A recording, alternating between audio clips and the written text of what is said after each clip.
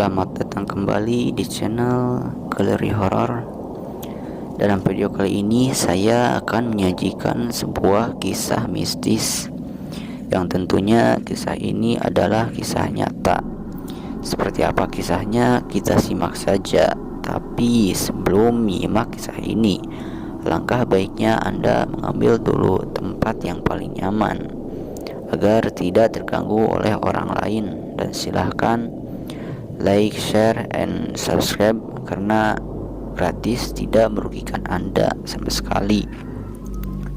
Baik, langsung saja kita ke ceritanya.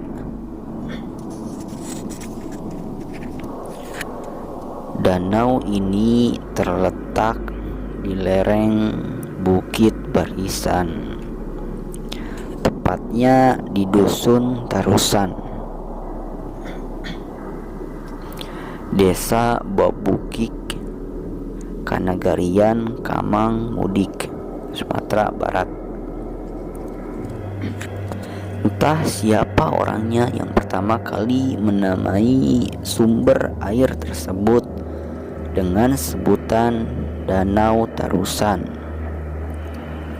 Tapi yang jelas, sebagian masyarakat banyak yang tahu bahwa sumber air yang berbentuk danau ini memiliki keangkeran dan misteri tersendiri. Semua orang yang tinggal di sekitar Kecamatan Tilatang Kemang, Kabupaten Agam, Sumatera Barat pasti mengenalnya. Danau ini mempunyai ukuran panjang 1 km dan lebarnya 0,25 km. Menurut Bapak Pakiah Labai, petani yang rumahnya berada di pinggir Danau Tarusan, sebutan nama Tarusan ini sudah ada sejak zaman dahulu. Menurut tutur, nama Tarusan ini adalah sejak dimulai perpindahan penduduk yang berasal dari Gunung Merapi ke Tarusan.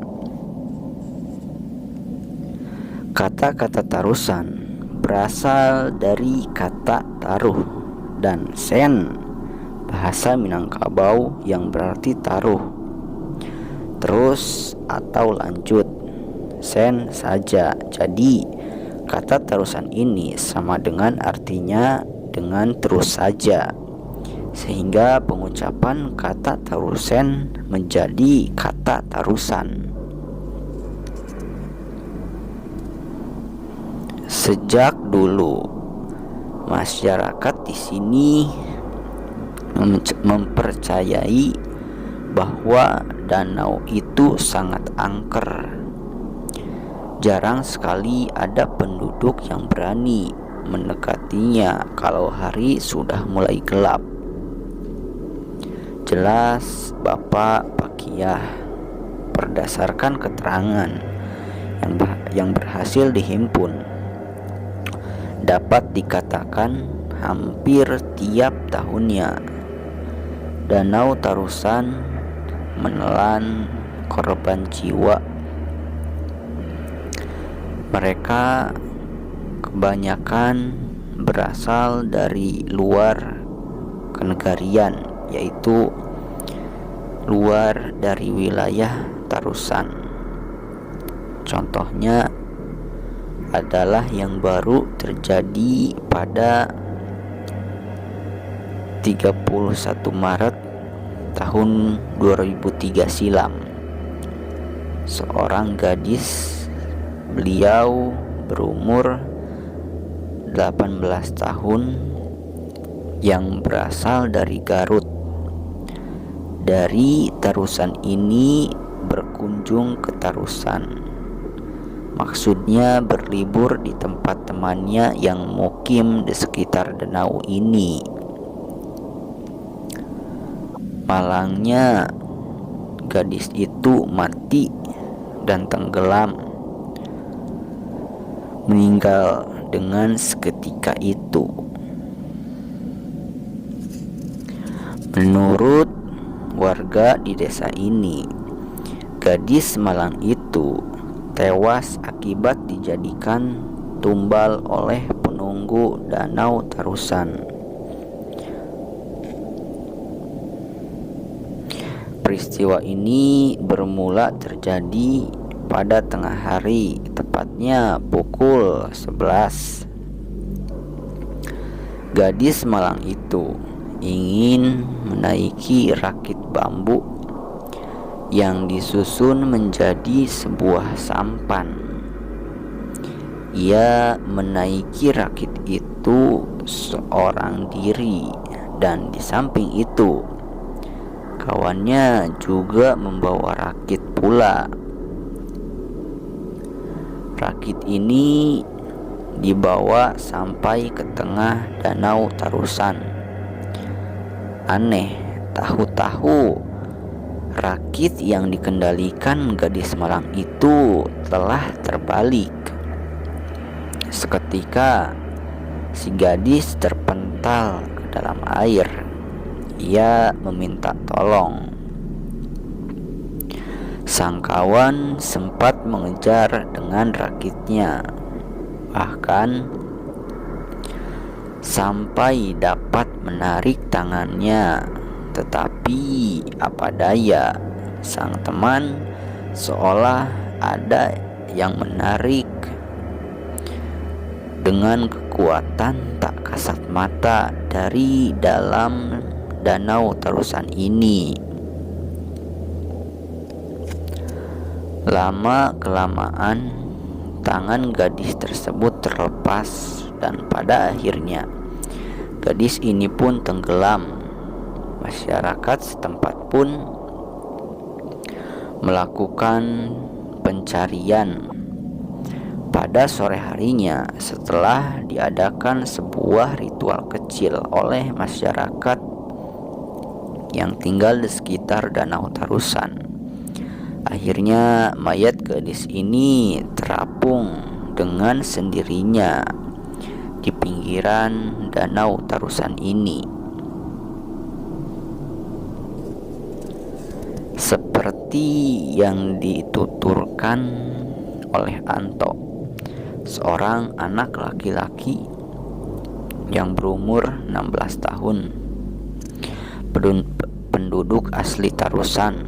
Seminggu sebelum kejadian, gadis yang meninggal ini, dia membawa rakit ke tengah-tengah Danau Tarusan.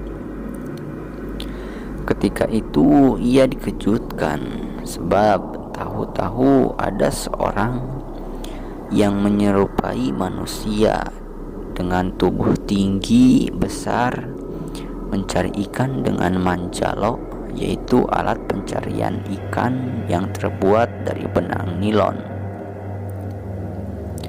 Tanpa membawa rakit, sosok misterius itu seolah berjalan di atas air Danau Tarusan.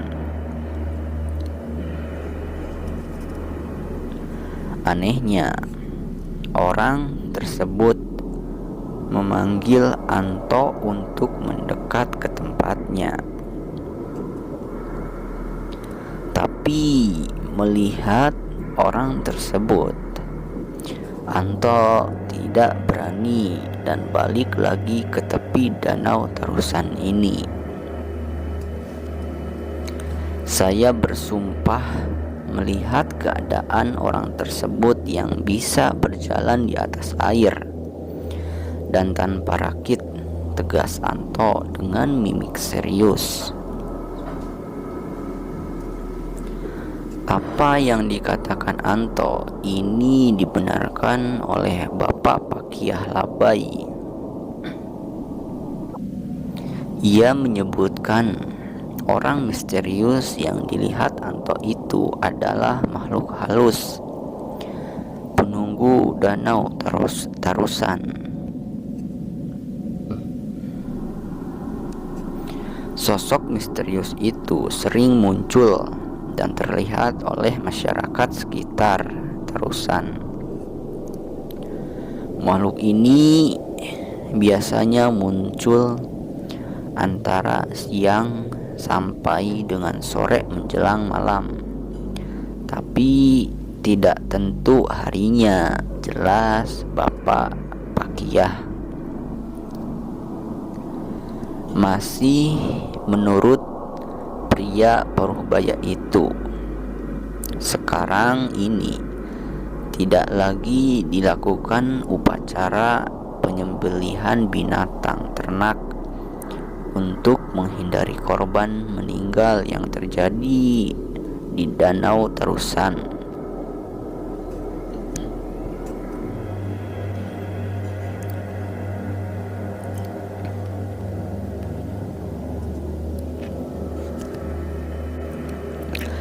Dahulu tahun 1980-an ke belakang sering dilakukan penyembelihan binatang kurban berupa kerbau, kambing, dan minimal ayam. Binatang tersebut disembelih menurut agama Islam, yang mana darahnya dibuang ke Danau Tarusan dan dagingnya dimakan oleh masyarakat Tarusan secara bersama-sama.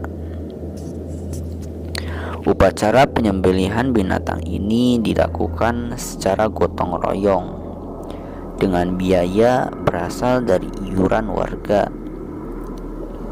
Upacara ini diyakini berguna untuk menghindari bala atau musibah. Melihat Danau Tarusan dari dekat memang sangat terasa aura gaib yang menyangkupinya. Meski pemandangan di sekitar danau ini nampak sangat indah dan sejuk dipandang mata, namun di balik semua itu ada ancaman gaib yang siap menimpa saja.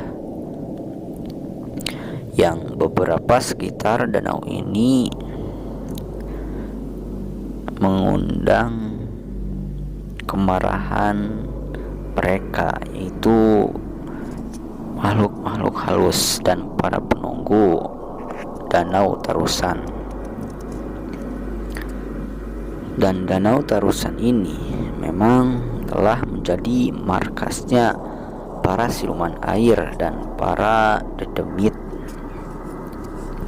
Mereka telah bersemayam di tempat ini sejak beribu-ribu tahun silam. Danau Tarusan memang penuh dengan legenda. Sumber air yang letaknya sangat terpencil ini masih jarang yang mengenalnya. Padahal jika dikelola dengan benar, mungkin akan menjadi sebuah objek wisata yang menarik. Kurang lebih ceritanya seperti itu. Dan untuk teman-teman yang mempunyai kisah-kisah mistis, kisah horor, barangkali mau dibagikan ke channel ini, bisa dikirim lewat email yang tertera di deskripsi video ini. Dan silahkan subscribe dulu dan nyalakan juga loncengnya agar saya bersemangat untuk menguploadnya. Apabila ada perkataan yang kurang enak didengar, mohon maaf sekali untuk dimaafkan. Dan saya mohon kepada teman-teman semua untuk doa dan dukungannya. Semoga channel ini semakin berkembang dan maju terus ke depannya. Sekian dari saya. Wassalamualaikum warahmatullahi wabarakatuh.